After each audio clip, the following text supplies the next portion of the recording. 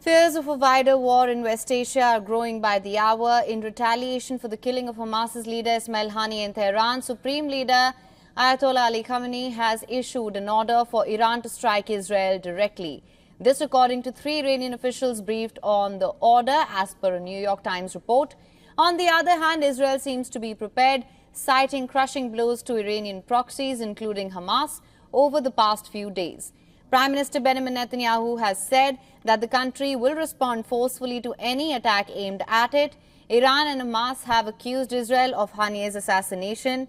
The 64-year-old was assassinated in what Hamas described as a treacherous Zionist raid on his residence. The Palestinian group's deputy chief in Gaza, Khalil al-Hayya, said that the missile that killed Haniyeh struck him directly.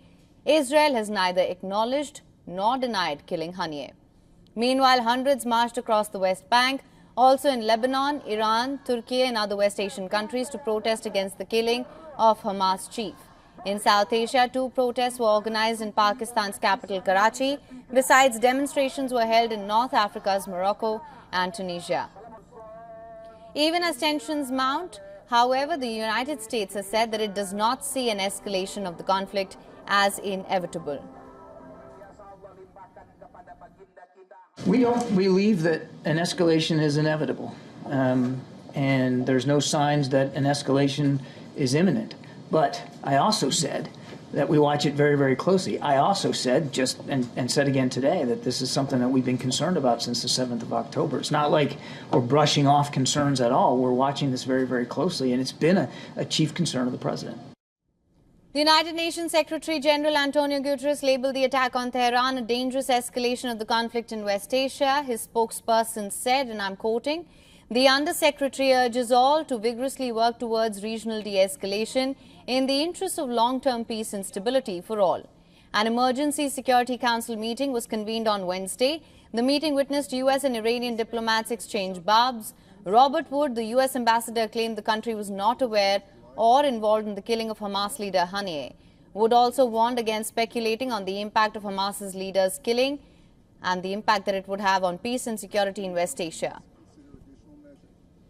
Every member of this council should call on Iran to stop arming, advising, and financing terrorist groups, and to rein in the actions of proxies and partners who threaten regional peace and security. Ali Bahraini, the Iranian ambassador, blamed U.S., saying Haniyeh's killing could not have occurred without its authorization and intelligence. The Security Council has failed in its duty to maintain international peace and security, and a draft press statement proposed by Russia in condemning the Israeli atrocious act was blocked by the United States, United Kingdom, and France. Meanwhile, Hamas is not ready to give up just yet. Khalid Mashal is the top candidate likely to take charge as the Hamas chief. The 68-year-old survived as the group's exile leader in the 1990s. He came to be known around the world in 1997 after Israeli agents injected him in a botched assassination attempt in Amman.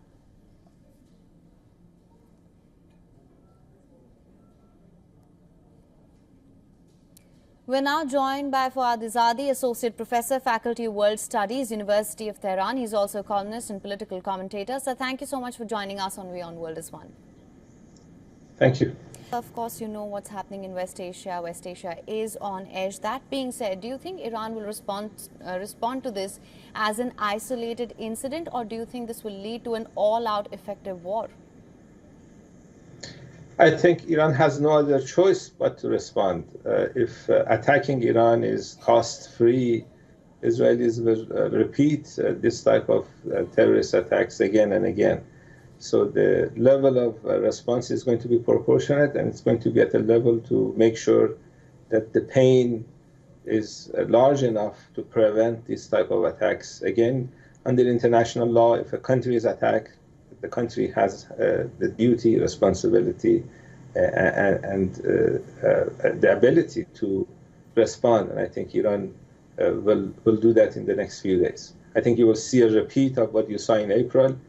Iranian ballistic missiles will land at Israeli military sites. All right, sir. Just to add to that, Iran so far has given a calculated, calibrated response. will it actually hit Israel, just to add to what you'd said earlier? I think Iran will do that. I think killing the leader of Hamas, the person who was negotiating to reach peace with the Americans and the Israelis, the lead negotiator, was the person that was killed. So when you're dealing with regimes that kill the negotiator of the other side when they get a chance, you have no other choice. You have to do what they understand best, use force. This is the only language that Israelis understand. They have been engaging in terrorism since 1948. In the last 76 years, they have killed a lot of innocent people. They're engaging in a genocide in Gaza, and they are in a rampage. And the only choice that Iran has is to stop, make them stop. You cannot have a genocidal regime in this part of the world. Right, sir. Now, just for better clarity on this, do you think Iran will directly engage with Israel, or do you think it will rely more on its proxies in the region?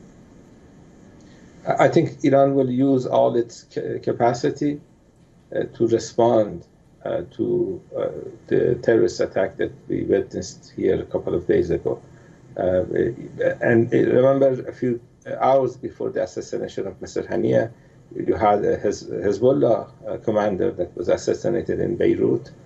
So I think Hezbollah will have to respond to that attack. And there are many people in this part of the world that are tired of the genocide of the last 10 months. And internationally, anybody who has any conscience gets sick when they see these images coming from Gaza of children or women that are getting killed on a daily basis because we have a genocidal regime that does not want to stop the genocide. All right. Well, sir, Mr. Azadi, thank you so much for joining us on WION World as One with your insights on this. Thank you. For latest news, download the WION app and subscribe to our YouTube channel.